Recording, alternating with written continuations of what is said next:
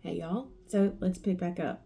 So we've talked about in I Am Loved the Hesed kind of love. That's the Hebrew word that the Bible uses in the Old Testament. Remember, Old Testament's Hebrew, New Testament's Greek. And so the Old Testament uses Hesed to talk about the love of God, that covenant love, ever loyal to my detriment. I'll see that you have what you need kind of love. And in the Greek, it's a little bit different. There are different words for different types of love. You have eros, which is like passionate love. That's between husband and wife. Then you have Philadelphia, Phileo. That is like Philadelphia, is the city of brotherly love. So Phileo is brotherly love.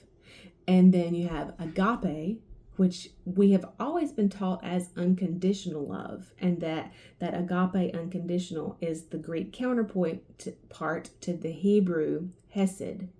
Well, I was digging in a little bit because I have always thought that unconditional love, while a great thing, does not encapsulate that hesed. And there's more to it than just unconditional love. And so when we read this John 21, where Jesus is talking to Peter, and he says, Peter, son of Jonah, do you burn with love for me more than these?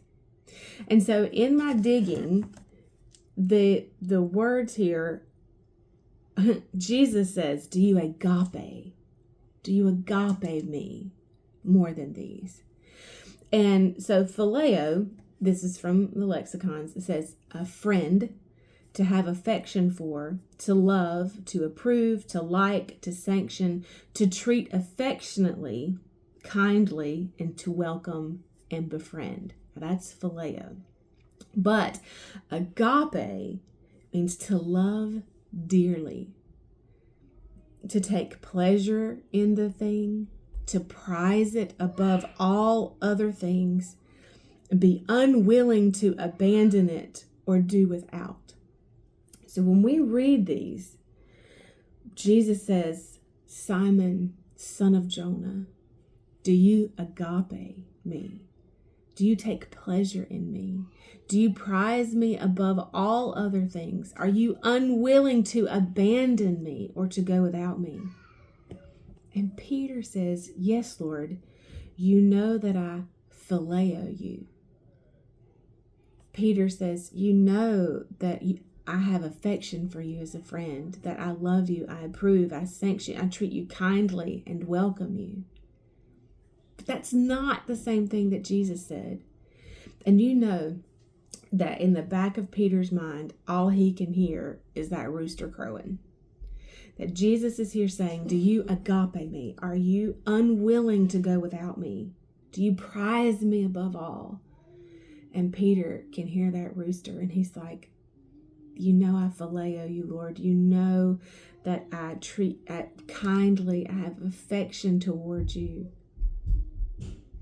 But he can't bring himself to say agape. And so Jesus says, then take care of my lambs. And then he repeats his question the second time. Simon, son of Jonah, do you burn with love for me? Do you agape me?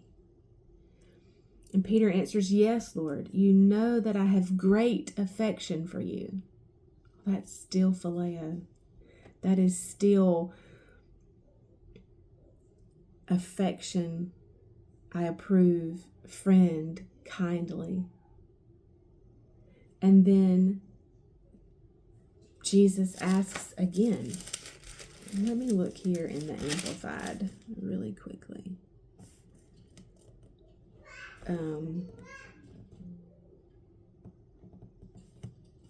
He asks him again and says, Simon, son of Jonah, do you love me?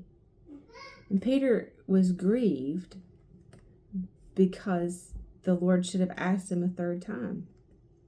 And so Peter says, Lord, you know everything. You know that I love you, that I have a deep, instinctive, and personal affection for you as a close friend. That's still agape. And Jesus says, feed my sheep. But do you know, after these encounters with Jesus, Peter changed.